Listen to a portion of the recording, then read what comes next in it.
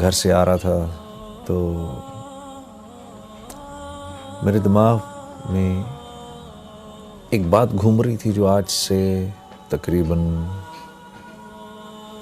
18 سال پہلے کی ہے. اور مجھے یاد ہے کہ میں پہلی دفعہ اللہ کے راستے میں نکلا. لمبے لمبے میرے بال تھے, جینز ٹی شرٹ میں نے پہنی ہوئی تھی. مسجد میں جا کے بیٹھا, اور اس وقت عشاء کے بعد کا ٹائم تھا. مسجد میں کوئی تھا نہیں, لوگ جا چکے تھے, اکا دکا لوگ تھے. تو ایسے میں نے قرآن پکڑا, قرآن پکڑ کے ہی میں نے کھولا بڑے عرصے بعد. تو جن آیتوں پر میری نظر پڑی, قرآن کھولا تو 18واں پارہ کھل گیا, اور جن آیتوں پر میری نظر پڑی اس میں سے پہلی آیت تھی قد افلح المؤمنون, اور نیچے اس کے معنی لکھے ہوئے تھے بالتحقیق کامیاب ہو گئے مومنین. تو میں اس کو دیکھتا رہا. اس آیت کو دیکھ کے آگے میرے سے پڑھا نہیں گیا. مجھے خیال آیا کہ کامیاب ہو گئے مومنین.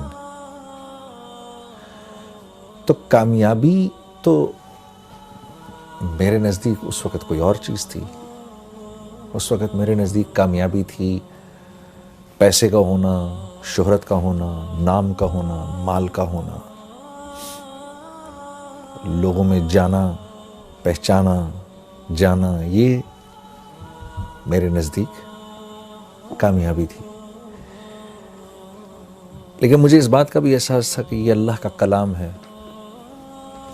اور کچھ تھوڑا بہت میرا وقت کیونکہ لگ چکا تھا تو مجھے اس بات کا احساس ہو گیا تھا کہ اصل کامیابی تو وہ ہے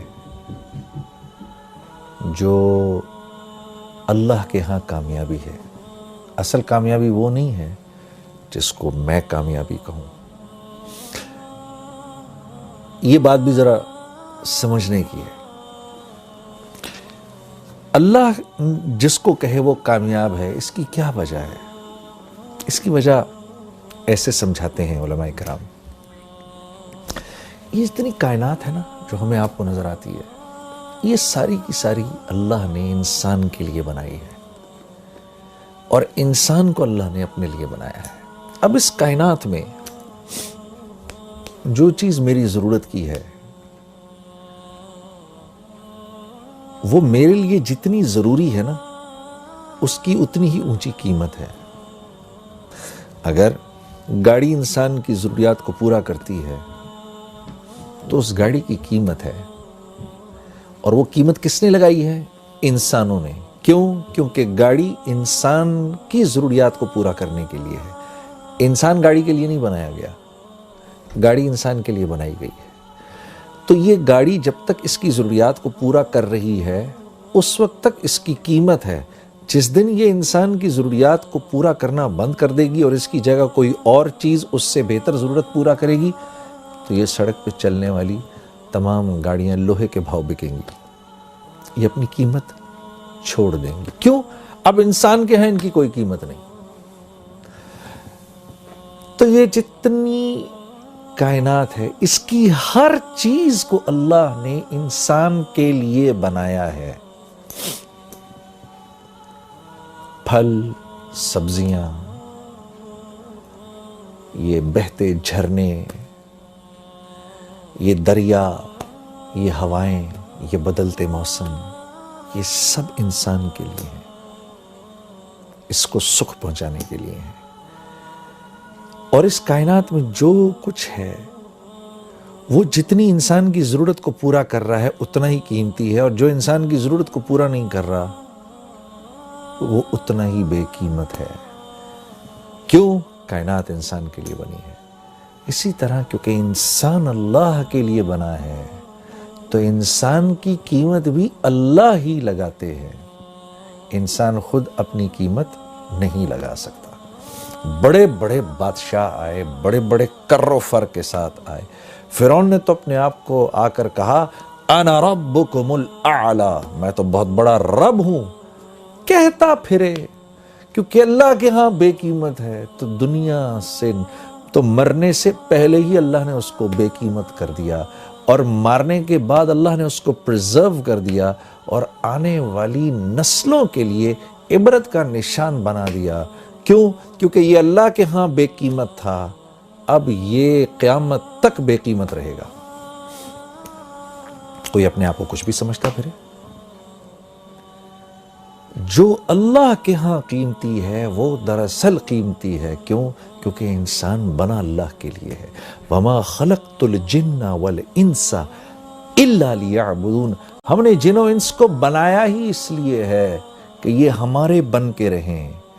اللہ، جیسے ہم کہتے ہیں نا لا الہ الا اللہ، نہیں کوئی معبود سوائے اللہ کے، ہو ہی نہیں سکتا، بالکل اسی طریقے سے نہیں بنایا ہم نے جن و انس کو سوائے اس کے لیعبدون، کہ میری عبادت کریں، میرے بن کے رہیں۔ انسان بنا اللہ کے ہاں ہے، کہ اللہ کے لیے ہے، انسان اللہ کے لیے بنا ہے، اس لیے اس کی قیمت بھی اللہ ہی لگاتے ہیں۔ تو جب میں نے پڑھا نا قد افلح المؤمنون، کامیاب ہو گئے مومنین، تو مجھے تھوڑی دیر کے لیے لگا جنید تو اپنے آپ کو کتنا کامیاب سمجھتا ہے، اپنے آپ کو کتنا بڑا سٹار سمجھتا ہے، چیک تو کر، کیا تو واقعی ان کامیاب لوگوں میں سے ہے؟ کیا تو واقعی اتنا کامیاب ہے جتنا کامیاب تو اپنے آپ کو سمجھتا ہے؟ تو میں نے ان اگلی 10 آیتوں کو پڑھنا شروع کیا کہ یہ آیتیں کیا کہہ رہی ہیں۔ قد افلح المؤمنون، بالتحقیق مومنین کامیاب ہو گئے۔ اب یہ مومنین ہیں کون؟ یہ تو دیکھیں۔ تو ان کی پہلی صفت کیا ہے؟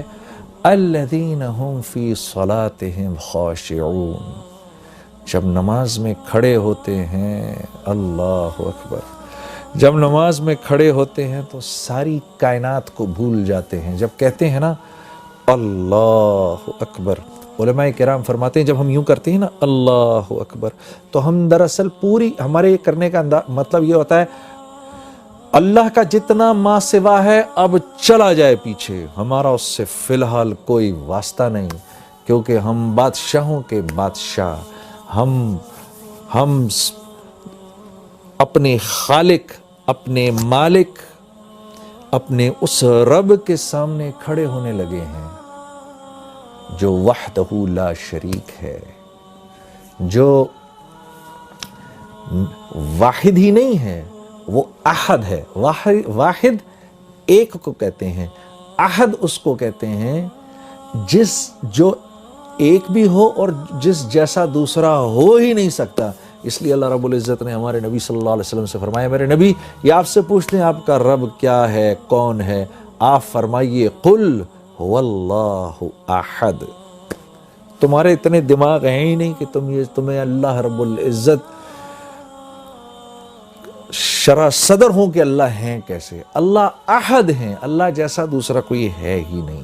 تو جب ہم یوں کرتے ہیں نا اللہ اکبر، تو ہم اس احد ذات کے سامنے جا کر کھڑے ہو گئے ہیں جس جیسا کوئی دوسرا ہے ہی نہیں۔ کیوں؟ وہ اکیلا خالق ہے، اس جیسا کوئی خالق ہے ہی نہیں، ہو ہی نہیں سکتا اس کے، بلکہ اس جیسا کوئی خالق تو کیا کہنا، اس کے سوا کوئی تخلیق دے ہی نہیں سکتا۔ انسان ایجادات کرتا ہے۔ ایک صاحب نے مجھ سے کہا کہ بھائی دیکھیں نا، ایک کاغذ تو ہم نے بنایا، انسان نے بنایا، گاڑیاں ہم نے بنائی ہیں۔ میں نے کہا ایک منٹ، انسان جب کسی چیز کو تخلیق دیتا ہے نا تو اس میں 4 پروسیسز ہوتے ہیں۔ انسان کی تخلیق میں 4 پروسیسز ہیں، جن میں سے 1 2 3 اللہ کے ہیں، 1 انسان کا ہے۔ اللہ کے 3 پروسیسز کیا ہیں؟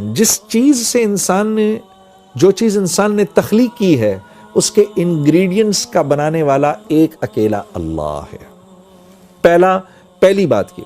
دوسری بات یہ، ان انگریڈینٹس کی جو کوالٹیز اور جو پراپرٹیز ہیں، ان میں پانی کا پیاس بجھانا، لوہے کا سخت ہونا، لکڑی کا ہونا، زہر کا فیٹل ہونا، یہ جو کوالٹیز ہیں نا جن چیزوں کو انسان ملا رہا ہے، ان چیزوں کی کوالٹیز بھی انسان کی بنائی ہوئی نہیں، اللہ کی بنائی ہوئی ہیں، اس میں اللہ کی ڈالی ہوئی ہیں۔ تیسری چیز کہ جن چیزوں کو انسان نے جوڑا آپس میں کوئی بھی چیز تخلیق کرنے کے بعد، اب ان چیزوں میں جو پراپرٹیز کی جو چینج آئی ہے وہ بھی من جانب اللہ آئی ہے۔ چوتھی چیز انسان کی چیزوں کو ملانا، تو انسان تو چیزوں کو جوڑتا ہے، ایلوائز کو ملا دیتا ہے، ایک سرٹن والیوم، پریشر اور ٹیمپریچر سے انسان اللہ کے جو بنائے ہوئے ایلیمنٹس ہیں ان کو ہیٹ کرتا ہے، پھر وہ ایلیمنٹس ان ایلیمنٹس کو سرٹن پریشر، سرٹن والیوم پہ اور پھر ان کو آپس میں جوڑتا ہے۔ وہ تو آپس میں جڑتے ہیں، جڑنے کے بعد ان کی جو کوالٹیز چینج ہو جاتی ہیں، ان میں وہ پراپرٹیز کا چینج ہونا بھی اللہ کے ہاتھ میں ہے۔ تو انسان خالق نہیں ہے، اللہ کے آگے اللہ کے سوا کوئی چیز کوئی تخلیق کر نہیں سکتا۔ تو جب اتنے بڑے رب کے سامنے میں کھڑا ہوا ہوں، میرا دماغ ادھر ادھر جائے، اللہ فرماتے ہیں جو کامیاب لوگ ہیں جب وہ میرے سامنے کھڑے ہوتے ہیں، successful people when they stand in front of me they forget everything around them.